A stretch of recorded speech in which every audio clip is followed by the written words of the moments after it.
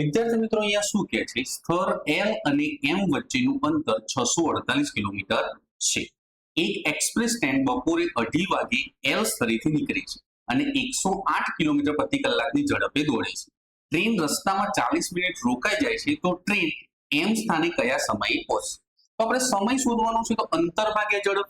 તો 648 કિલોમીટર છે, કેટલાની સ્પીડે ટ્રેન જાય છે? 108 કિલોમીટર પ્રતિ કલાકની ઝડપે જાય છે. તો આને ત્યાં પહોંચતા કેટલા કલાક લાગશે? 6 કલાક. પણ એ 40 મિનિટ રોકાય છે, તો ઉપરીથી કેટલા વાગે? 2:30 વાગે. અને ટોટલ સમય કેટલો લાગ્યો? 6 કલાક અને 40 મિનિટ. તો આ કેટલું થશે ભાઈ? 8 કલાક અને 70 મિનિટ.